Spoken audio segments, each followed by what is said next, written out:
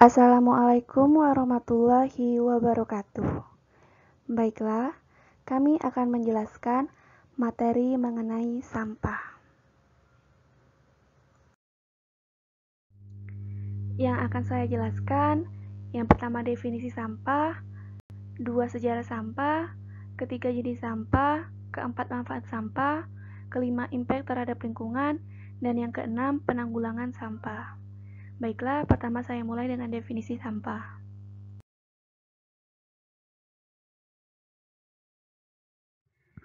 Definisi sampah. Secara umum, sampah adalah material yang dibuang sebagai sisa dari hasil produksi industri maupun rumah tangga. Definisi lainnya adalah benda-benda yang sudah tidak terpakai oleh makhluk hidup dan menjadi benda buangan. Sedangkan menurut WHO, sampah adalah barang yang berasal dari kegiatan manusia yang tidak lagi digunakan, baik tidak dipakai, tidak disenangi, ataupun yang dibuang. Pengertian tersebut mengartikan bahwa limbah sisa buangan merupakan benda yang tidak disenangi sehingga banyak orang yang akan membuang ke alam. Sedangkan menurut Undang-Undang Nomor 18 Tahun 2008 tentang pengolahan sampah, yaitu sisa kegiatan sehari-hari manusia atau proses alam yang berbentuk padat ataupun semi padat, berupa zat organik ataupun anorganik, bersifat dapat terurai ataupun tidak dapat terurai yang dianggap sudah tidak berguna lagi dan dibuang ke lingkungan. Berikutnya, sejarah sampah. Penggunaan plastik di Indonesia tak lepas dari perkembangan di negara-negara maju. Boleh dibilang Jepang lah, yang secara masif menggunakan plastik dalam kehidupan sehari-harinya untuk berbagai kemasan. Penggunaan kantung plastik sangat berkembang pesat sejak tahun 1970-an karena bahannya murah, kuat, tahan lama, dan tahan air, serta ringan dibawa kemana-mana, bahkan bisa dilipat, sangat tipis dan ringkas. Seiring berjalannya waktu, kesadaran masyarakat akan bahaya plastik mulai muncul pada segelintir orang, karena tas plastik ataupun bahan berbahan plastik lainnya ternyata tidak ramah lingkungan. Berbeda dengan bahan organik, yang ketika dibuang setelah dipakai maka akan terurai dengan cepat.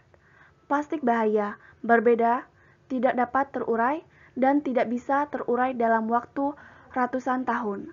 Kesadaran kaum minoritas ini mendorong kesadaran masyarakat lainnya.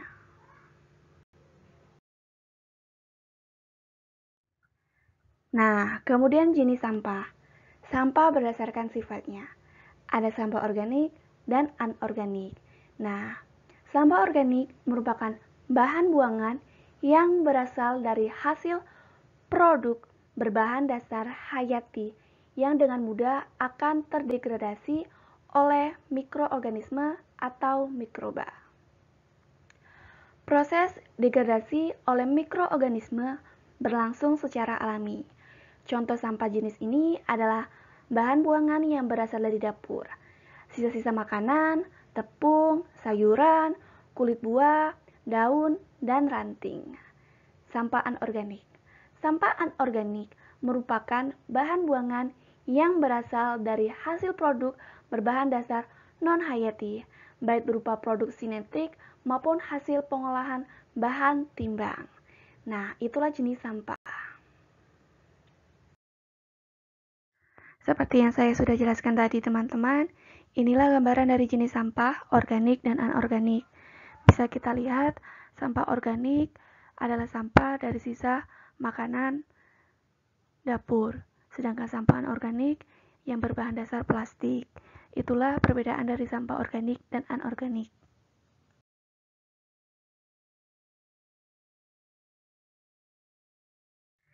Nah, kemudian manfaat sampah. Ternyata sampah juga memiliki manfaat loh teman-teman. Yang pertama, bahan dasar pembuatan pupuk organik. Sampah organik ialah sampah dapur. Tidak ada salahnya dikumpulkan di suatu tempat, kemudian diolah menjadi pupuk organik. Yang kedua, untuk pakan ternak. Selain sampah organik seperti dedaunan yang masih hijau, sisa sayur, dan buah-buahan dapat digunakan sebagai pakan ternak, seperti kambing, sapi, ayam, dan lainnya. Yang ketiga, untuk bahan dasar kerajinan kreatif. Misalnya, kertas plastik pembungkus sampo, deterjen, pewangi pakaian, bisa dibuat menjadi tas atau dompet cantik, sesuai inisiatif teman-teman loh. Plastik bekas pembungkus permen dapat disulap menjadi dompet unik dan lain-lain. Yang keempat, membuat pupuk kompas. Kompas alami banyak terdapat di lahan-lahan yang sebelumnya menjadi tempat pembuangan sampah organik. Nah, ada 4 loh manfaat sampah, tapi manfaat sampah lainnya juga banyak yang belum kita ketahui. Kemudian dampak sampah terhadap lingkungan. Tentunya sampah juga memiliki dampak loh teman-teman. Dampak ini ternyata sangat signifikan. Sampah kantong plastik dapat mencemari tanah, air laut, bahkan udara.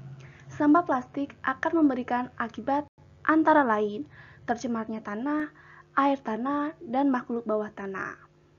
Kelestarian air laut apabila tercemar oleh zat-zat yang ditimbulkan oleh limbah manusia secara terus-menerus dengan volume yang besar dalam konsentrasi yang tinggi, maka dapat menyebabkan rusaknya keseimbangan laut.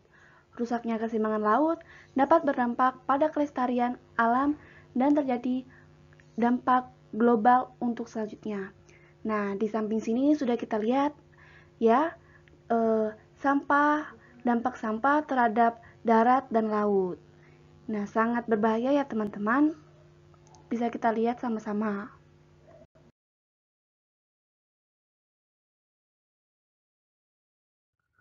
Tidak hanya berdampak bagi lingkungan, sampah juga berdampak bagi kesehatan.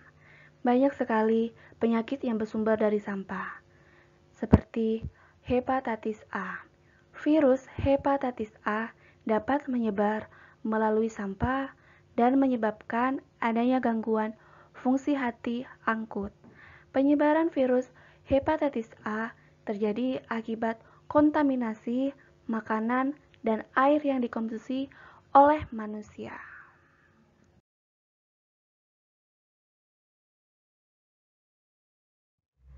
Kemudian disentri. Disentri merupakan radang usus yang menyebabkan diare, disertai dengan keluarnya darah atau lendir saat buang air. Bakteri ini juga dapat menyebar melalui makanan dan minuman yang terkontaminasi atau karena melakukan kegiatan berenang di air yang tercemar.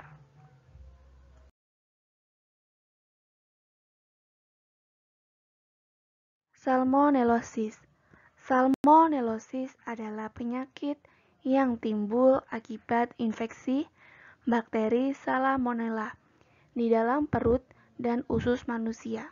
Sebagian besar pasien salmonellosis dengan kadar infeksi ringan akan sembuh dalam waktu 4 hingga 7 hari tanpa pengobatan.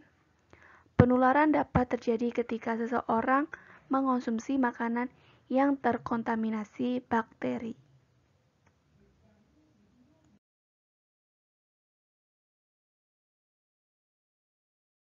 Kolera.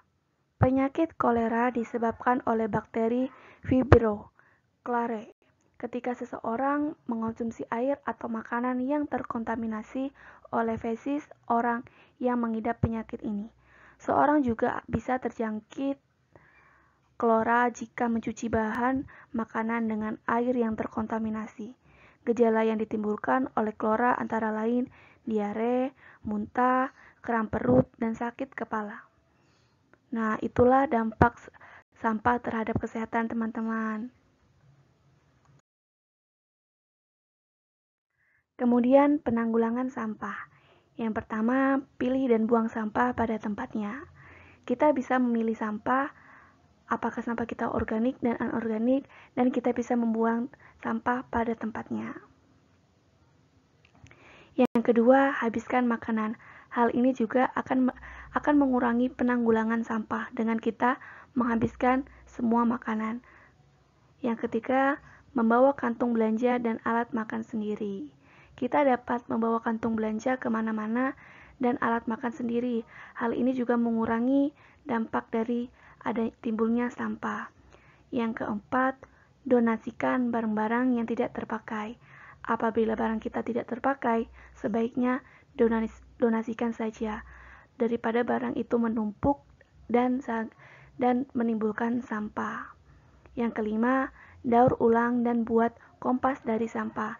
Seperti yang sudah dijelaskan tadi, kita bisa daur ulang sampah menjadi hal kreatif dan membuat kompas sampah atau pupuk sampah.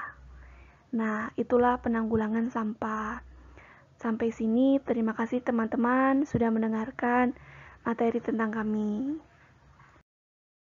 Kesimpulan yang dapat kita ambil yaitu permasalahan sampah menjadi isu hangat yang banyak dibicarakan saat ini, baik dalam isu lokal maupun isu global. Pengolahan sampah yang tidak ditangani dengan tepat dapat menimbulkan gangguan terhadap lingkungan, seperti sumber penyakit, pencemaran terhadap kualitas udara, pencemaran terhadap kualitas air, pencemaran terhadap kualitas tanah, dan gangguan estetika. Sudah saatnya mulai sekarang kita sebagai generasi penerus harus menjaga bumi kita dengan baik, bijak dalam pengolahan sampah, dan mengetahui dampak dari buruknya sampah agar bumi kita dapat terjaga sampai anak cucu kita kelak. Sekian, terima kasih.